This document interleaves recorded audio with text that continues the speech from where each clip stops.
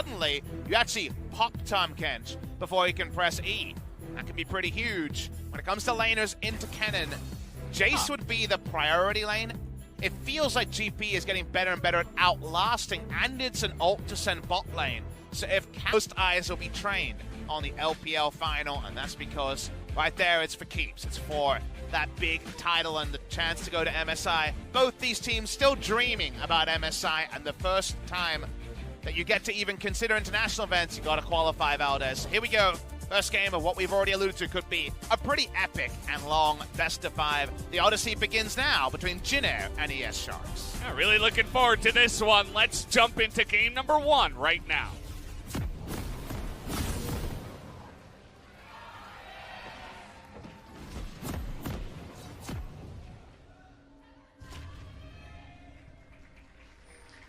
Jin-Air getting the much bigger tier. We mentioned it before. They're the favorites in terms of just winning the match, but also in terms of the fans that have come down. They got a massive cheer when they did walk out here, and it definitely does feel like people want to see Jin-Air stay in the LCK.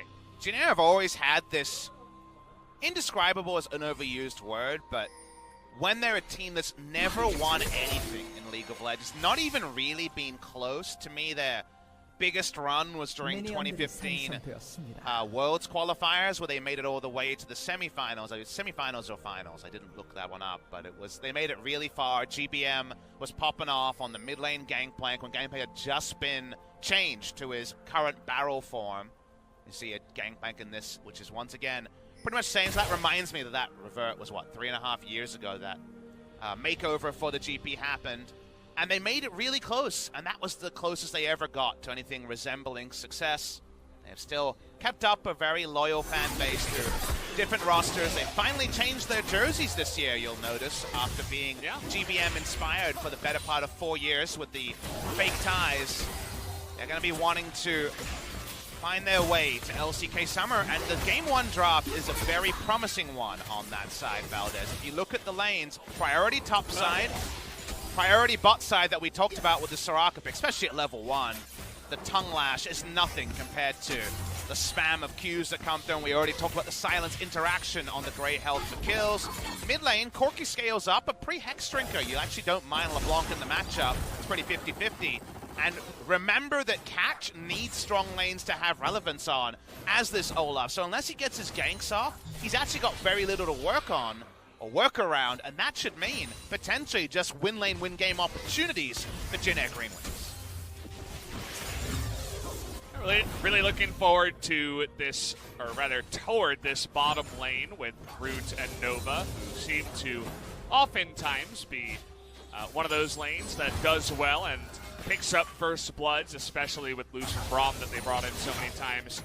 And yeah, I was joking with Ashley the other day. She's just like, yeah, we're probably going to get another 80 carry on Jin-Air that's just desperately trying to carry his team. Root's not there yet, but definitely feels pretty good so far. We're looking at a gank here on the Kuzan. That's really fantastic. The leash is going to land.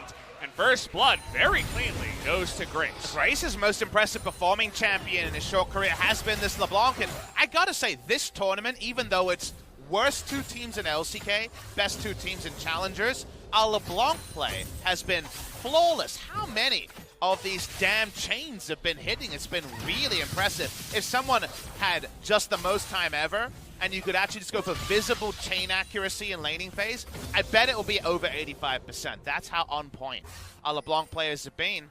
They pick up the kill there with the priority, and we alluded to this priority, Valdez. And I gotta say, I feel like the team that wins this game wins the series, and I'm gonna go and say 80% certainty, and the reason I say that is Jin-Air have gone for a strategy you must love, Valdez. Consider this. They've gone win lane, win game against a team that you can say a lot about. ES Sharks looking good on stage has been up and down.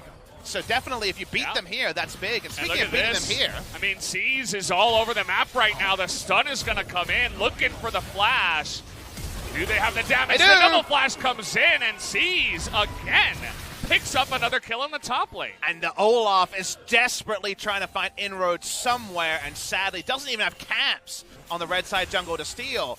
So going win lane, win game against a team that's looked off, you'd say, on stage a couple of times already, you gotta love. if ES Sharks can persevere through a really awkward early game that's already on the Rift, gone even worse than perhaps we might have guessed, then that would mean a lot for them as well. So I think we're really certain to know who wins this series from game one, and we still got a full best of 5 as another chain hits.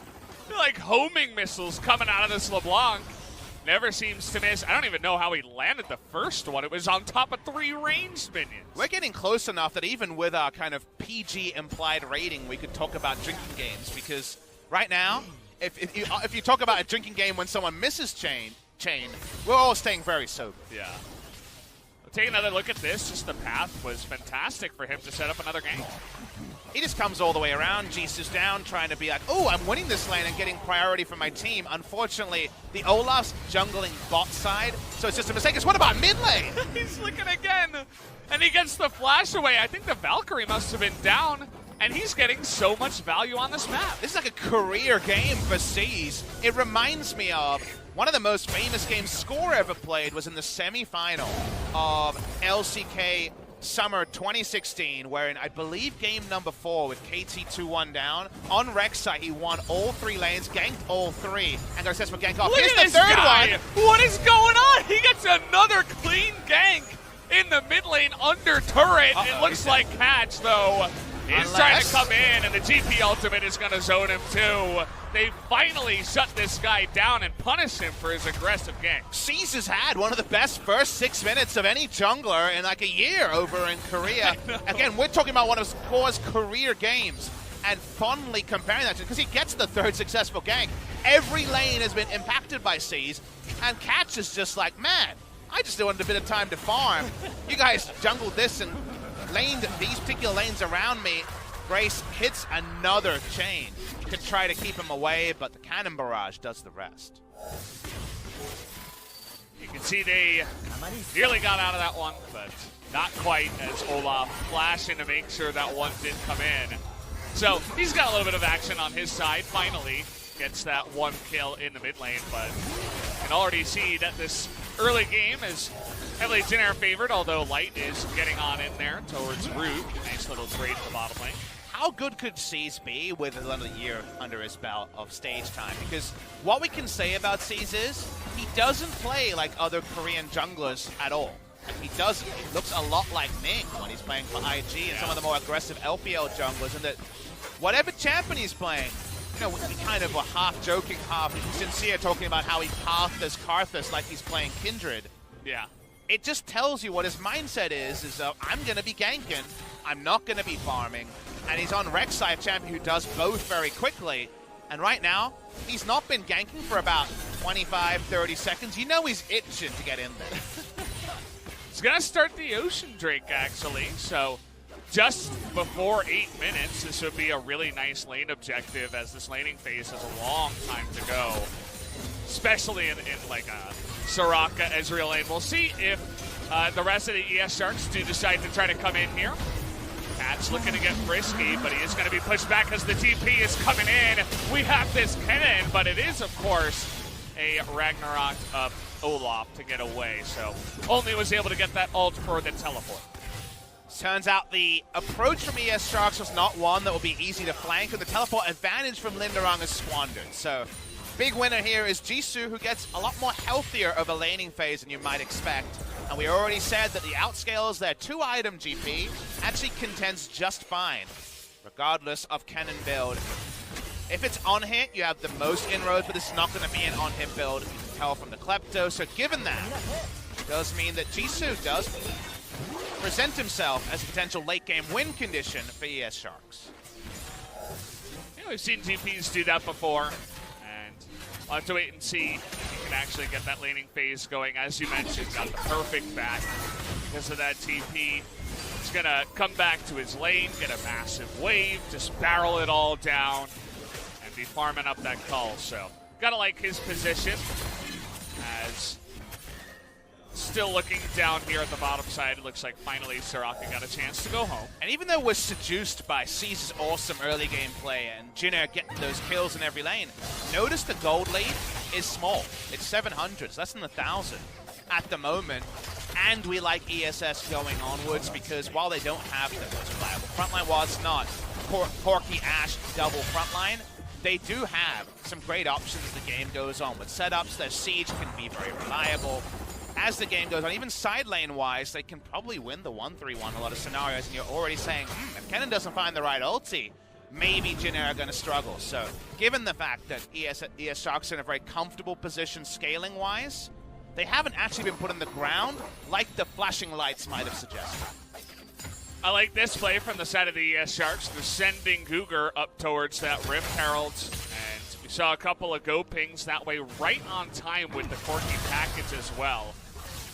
Doesn't look like Olaf's really in position to start it immediately, but they wanted to get vision on the objective, perhaps suspecting that Jin Air would try to go for that one. So Jin Air, now that they kind of take a breather, and while they won't know the gold is this competitive, they won't think the game is done. They will just be feeling good and buoyed by their early pathing. What do they need to do is a good thing to ask Valdez, given that we said the ES Sharks are about waiting.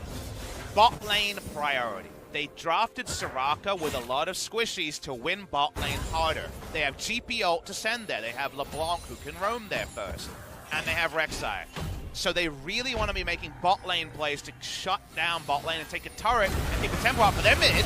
Going for a 2v2 with the package. They have so much damage though. They don't even care about the Corki. And he has to flash the arrow from the bottom lane as Jin Air once again pick off another member of the Sharks. The kill is nice, but notice again, it's a kill no more, just like their first kills. Unlike bot lane, where if you get the double kill, you can take down turret plays, you can get real aggressive. They only have one turret plate here, Jin Air. Now, they've been able to deny ES Sharks some turret plates in winning lanes, and that part is at least pretty good, given the scaling here, but still want Jin Air to translate these early kills into something, into the ability to take things further. Right now, we don't see that. Watching the Rek'Sai is looking for another successful game. Like the positioning of Catch, but it's going to be spotted as that axe was really close to stopping the back. You can see that they're, what they're thinking is like, oh yeah, we got one gank, let's do it again.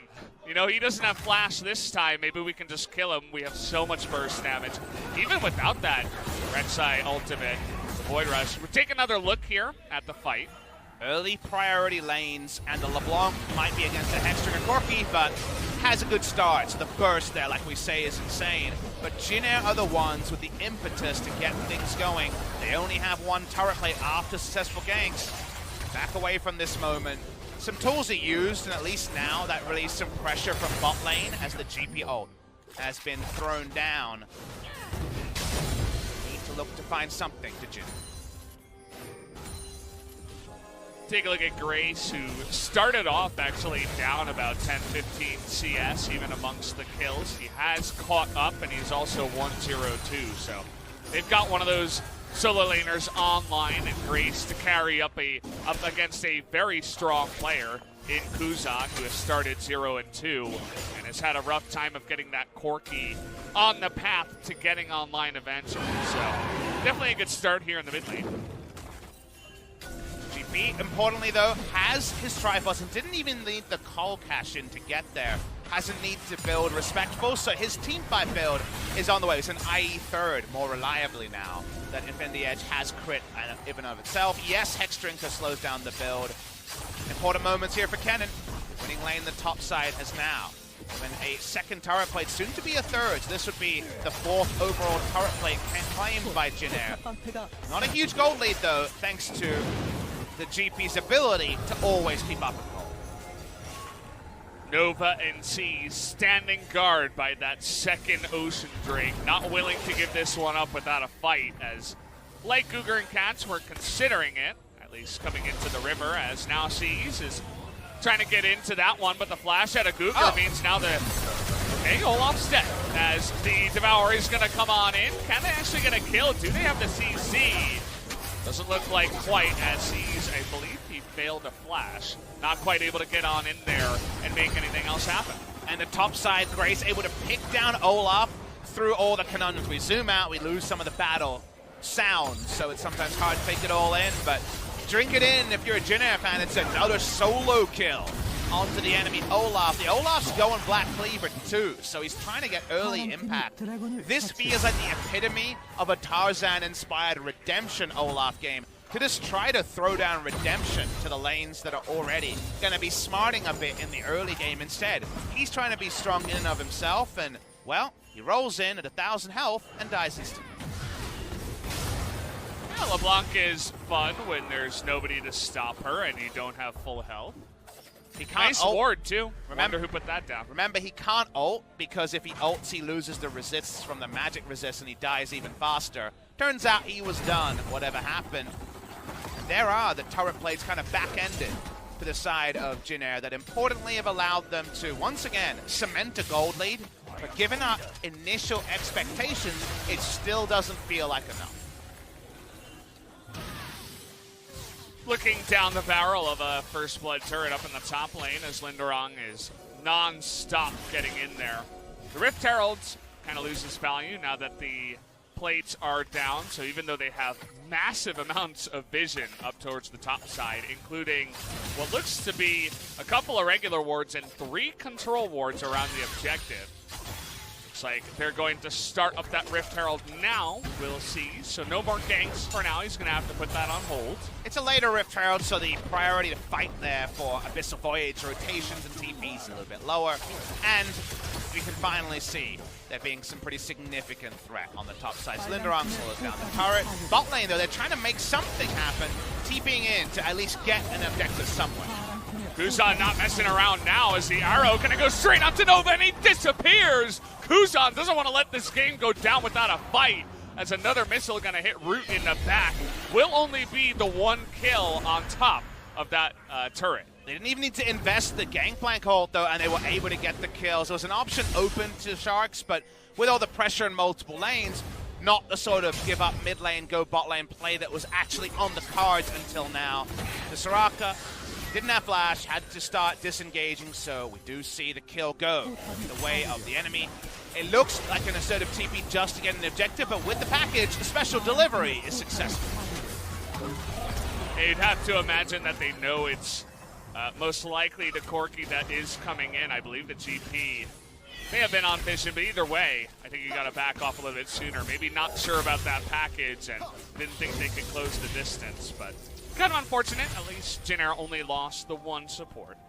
But you have to feel like if you just judge the game based on inventories right now, both Jisoo and Kuzan have paid the tax of all the magic damage. They have double Hexstring. It's not the QSS we used to, but I think something relevant given the opposition they're facing, and they have their core items ready. So it feels like ESS have gotten everything they want in the early game, even though the highlight reel would be all Jin Air Green Wings, and now it's going to be purely on execution between Jin Air and ES Sharks. The only dirty advantage Jin Air still have to flex is this Rift Herald. It's summoned, but the charge not enough to directly blow up the turret. Yeah, I doubt they're going to stick around and try to unleash their fury, but Grace going in again onto Jisoo. Just going to casually chunk him for half his health. But on that point you were mentioning, I mean, we've seen Jin Air kind of deal with this before in the past. Even when they were running Malrong, they had, the first bloods, they got them pretty often, or Root would pick up a first kill, and things seemingly would be going well, and they'd have a small gold lead, but then the transition wasn't really there for them. And definitely could happen again in this game. Because the transition is actually harder than you might first think. Because you might say, okay, LeBlanc and Kennen hit the side lane. What happens? Well, LeBlanc's going to be taking Ignite for the actual solo lane against Teleport Corki, who's hit his item spike. So suddenly, you're not blowing them up very fast, unless Rek'Sai's there for a burst combo. I guess it's possible, but also the punishment is, what if he just stands there and kills you with the Hexdrinker shield, and he has a teleport advantage, and with package, probably a rotational advantage, so that's a bit harder. And Valdez, consider this. 2v2 in the mid lane, you might say, yes, Soraka comes in, and you can maybe silence the Grey Health and kill the Tahm Kench. True. But what do mid lane AD carry supports actually open up? It's the support roaming with the jungler to put down vision. Suddenly, it's Soraka trying to face check to put down vision. She dies really quick when her flash is down. And even when her flash is up, she's very susceptible to failing to face check. So getting red side control to allow a movement to Baron for Jin Air is actually really hard for Soraka. It's one of the reasons Korean supports don't play ranged supports. They suck at face checks to put down vision, and we're a vision first meta. over in Korea. So right now Nova's poking and getting, a lot of 22 gold procs from his support item, but he's actually not doing very else. So moving forward as Jin, something that as a squad they've struggled on, whatever champions they're locking in after a pretty decent early game, is harder than usual. So the ES Sharks actually have a lot to work with to slow the game down even further and rock up to the first true team fight with 3 items on Gangplank, Corki, and Ash. Good here doing a nice job of poking out. At least they do have that going for them. They also have picked up 3 of the first elemental drakes here, but fortunately it's a couple of oceans, a cloud drake, and another ocean for number 4. So nothing that they can truly snowball their lead with hard, like a mountain, try to bait around Baron, even though they don't have the greatest Baron damage with the Ezreal and LeBlanc, but I'll have to wait and see what they can do. Another chain gonna come out here as Grace really trying to push the issue. He's definitely one of the guys on Jin that can get them to a spot where they may be able to win this game, sitting at 2-0-2 already. That is a very comfortable spot, like you mentioned, Valdez. And the Rex side, like we mentioned, is pretty huge as well, but it's going to build a fast Black Cleaver. From this, the Black Cleaver is done. 3rd Hex Drinker locked in. Come on, Ash. Throw it in there. Might go Phantom Dancer, but of course, Hex Drinker. Having that extra magic resist to make the shield bigger than the Phantom Dancer shield. Phantom Dancer will get to higher values because the shield scales up to, 600 health, I believe, at level 18. But a magic resist shield gives you, shield gives you flat health, and magic resist scales with the health alongside it, so it makes your health bar, but also your shield health bar more resilient. So you do get more value out of the Hex Drinker, but you give it up the attack speed and crit. The Phantom Dancer allows you to get closer and closer to 100% crit. So we'll see if it is Hex Drinker or IE as the next purchase from Light. But things are pretty comfortable, and only the picture-perfect flank that somehow finds Devour down and blows up Light could really do a number on this ES Sharks lineup. Yeah, for now, they're just chilling in mid lane, farming on up. Ash up 24 CS, doing quite well, getting very farmed. And they're just going to be happy to sit back, get Corki online, get TP online, get the Ash online. But Jin going to try to not let them do that as the push finally does group up here in the mid lane. This barrage is going to land in a big arrow on Cassis, but look at Gangplank has to be taken away. I didn't even see Ash disappear from the fight as Grace took another life. ES Sharks had a very scattered shot call there, where of course can't hear their headset chatter, but they put down the Gangplank ostensibly to slow down the mid lane turret going down, keep it up for longer. Then they saw some chunk and said, let's go for a kill.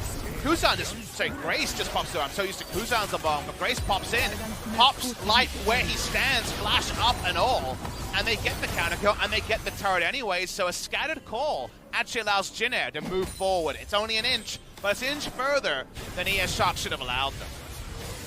Gonna watch the replay here. Light had taken poke already. Cannon Barrage goes down, and then they throw out the Ash Arrow. They seem a bit scattered, and watch Grace, who just mimic distortion only. That's not a QW, that was just a mimic W. Deletes the rest of the health bar from Light. Remember that Hex Drinker? I think it's on the way. It's just not respecting the LeBlanc, right? He did W flash R, and was able to do that damage. So you need to know the ranges as well, especially when you're that low. You can't be getting that close. And maybe just not respecting that and thinking you would have a Tom Kent's. But speaking of Tom Kent's, trying to gank a LeBlanc is generally not what you want to do. These feel very low percentage, these moves. You understand them because I'm strong enough and I can global, but globals don't mean much. Oh boy, Tisu in so much trouble here as the ult is going to land and is going to be more than enough damage. Seas picks up another kill. And a lot more control. They have a control ward over the wall. They have priority around this area. It's not a LeBlanc, so you're not as worried about the GP getting away. Jin are making the more veteran shot calls, and ES Sharks are being baited by what has been a better early game gold-wise than perhaps would have expected. You're just playing it based on kills. Jin looks like they're way ahead, but the Sharks should know their item spikes are quite good. Rapid fire cannon's done, so this Corki is an IE short of being a lot of bark and a lot of bite. But again, see what you did there. It's a Corki, I'm seduced, Valdez. I like it. It was good. Is it wrong that I kind of want Gugu to build a Hex Drinker? I think it is, yeah. We don't need him to have that much All right, AD we're trying again, Grace. Arrow. Oh, 3.5 boy. seconds, baby. Well, we've seen this one before, as he's going to try to get away, and is going to hop back in. Actually, with that cannon barrage and another distortion, he's probably going to get away here. It doesn't look like the Sharks can catch up. For once, 3.5 seconds is shorter than we remember from things like Morgana bindings. That's a big moment again. It's an all-in, multiple summoner spells, multiple ultimates to get a kill. They still get nothing. And this is where the F word, another scary one to talk about on our broadcast, the frustration word, Valdez. Normally we're talking about scaling, but frustration from ES Sharks because they've rolled the dice with a lot of things. They've found nothing, and now, where is their mental state where they had a better than expected early game, but they're trying to make these mid-game things work, but they seem desperate. They don't need to be desperate. They're in a really good spot. You can see that Grace, not sure if he did that on purpose to not react or didn't expect it. Really nice arrow, by the way, but pops back, and Kuzan, unfortunately, not able to do enough damage and not be on top of that Grace. They're just so desperate. You look at ES Sharks and we talk about what they have, and they have some really good scaling. They can win fights because the enemy doesn't even have a tank. They've got nothing. They've got a Soraka, a Warrior Rek'Sai, and a Kennen, who is what? A Stasis, I guess, and the most tankiness they have. Yeah. So eventually, Corki and Ashe are all the damage, and the enemy team says, ooh, that hurts, and there's not much they can do. And they also, if it's 5v5, just plonk an arrow into someone and try to kill them with that Ashe and Corki damage. But chasing in long lanes around the map, that's not something they can do. It's what they're trying, but it's smacking of desperation that doesn't seem earned. Smacking indeed, as once again Seas is on the prowl, but they do see him this time around, so basically just waiting. You know, the onus is definitely on Jinair, as we mentioned before, to try to catch picks.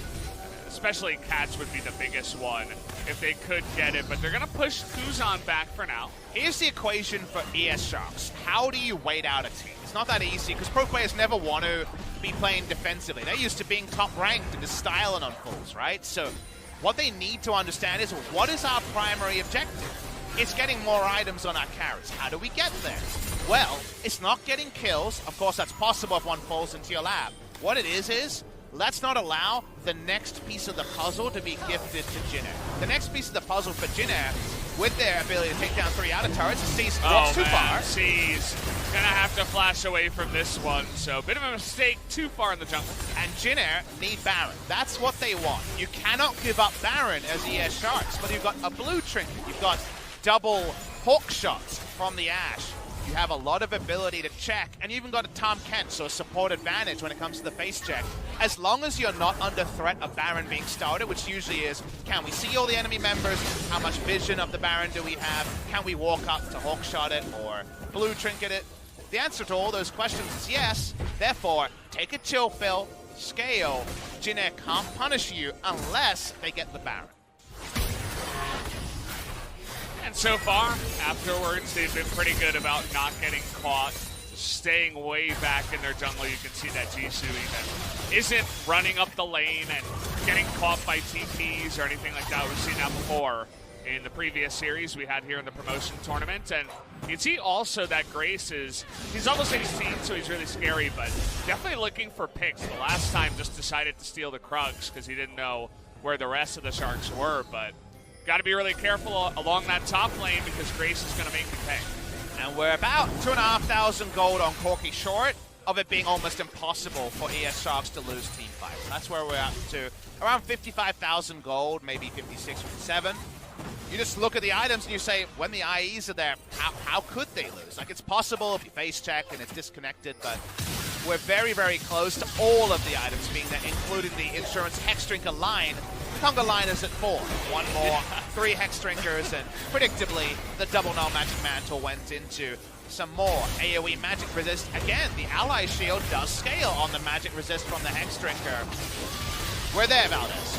The calm before the storm is now just the storm that ESS should have prepped for.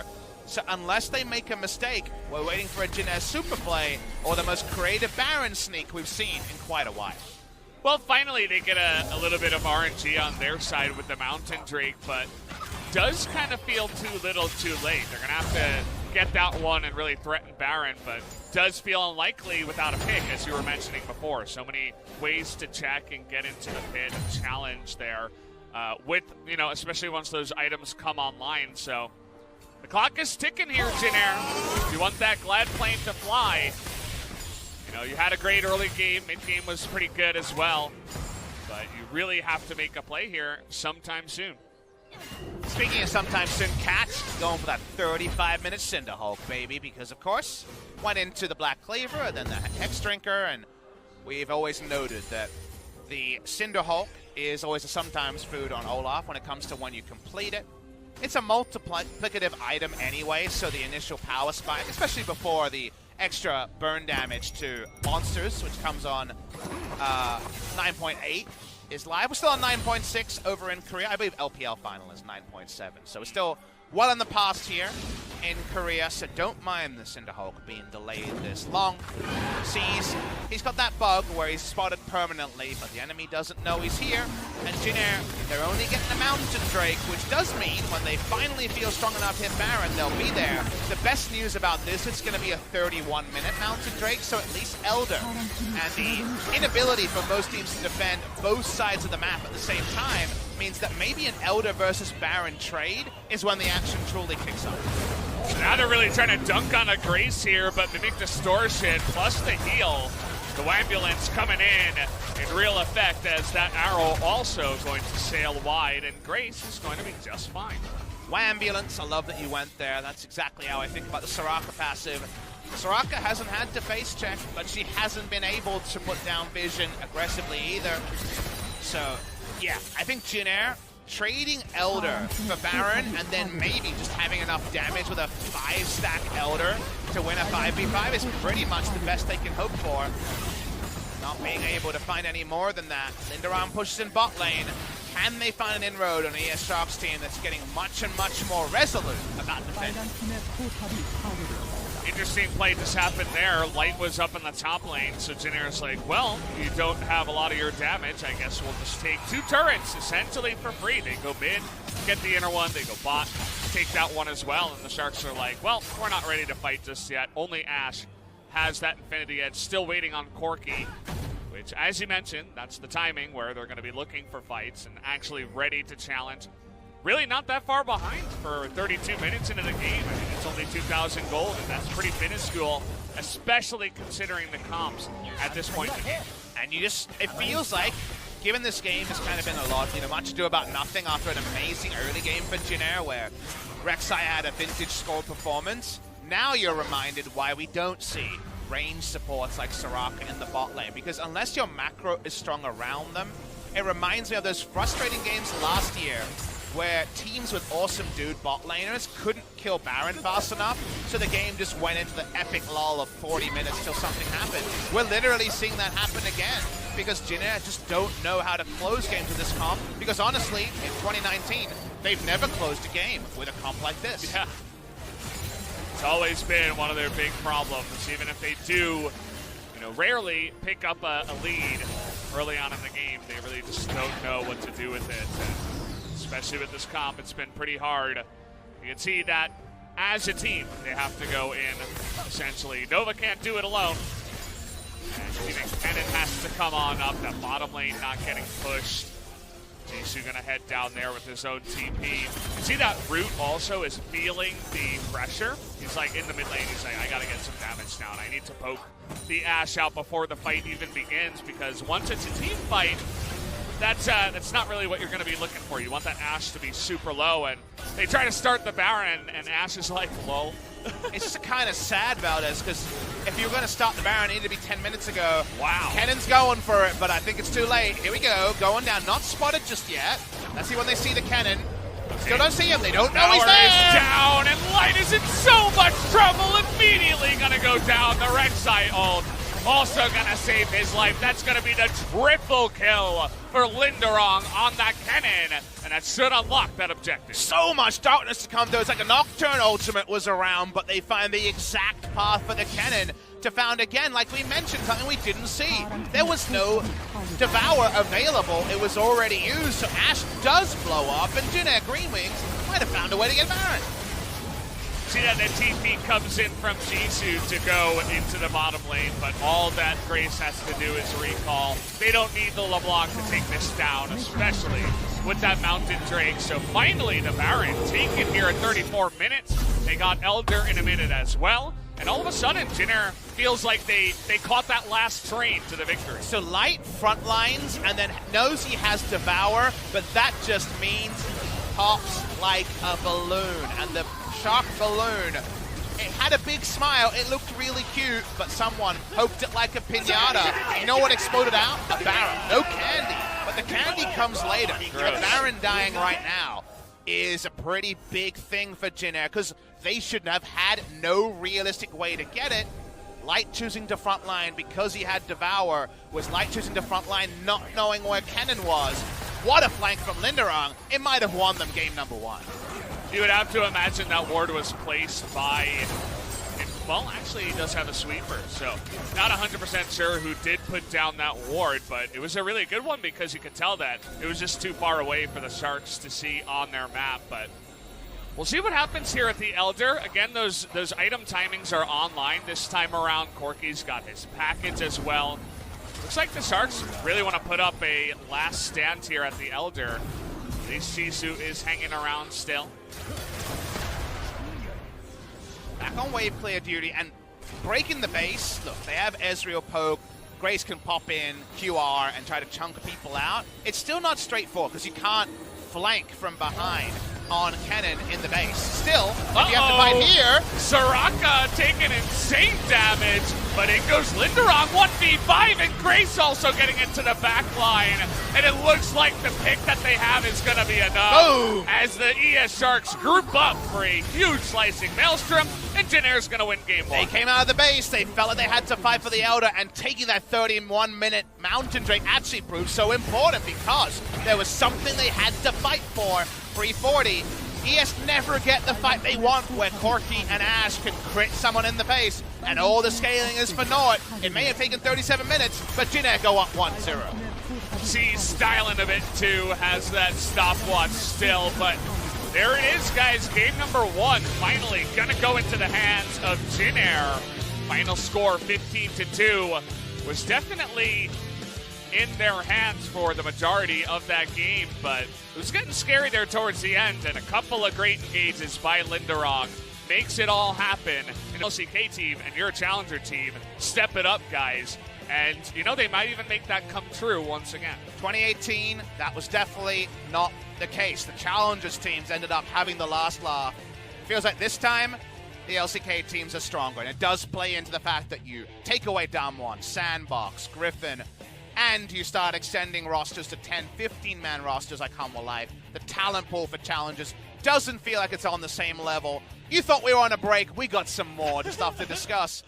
It was always there, but remember all those gold grass 2 days ago, they were always ascending. This one was flat from about 5 to 10 minutes till about jumps. 32, and then, the 2 jumps at the end. One mistake frontlining for Light, and then an Elder Dragon they felt they had to fight for. ES Sharks, they tried to stand their way out. I would love to see them drop more early game power because they were at Jin Air's whim in game number one.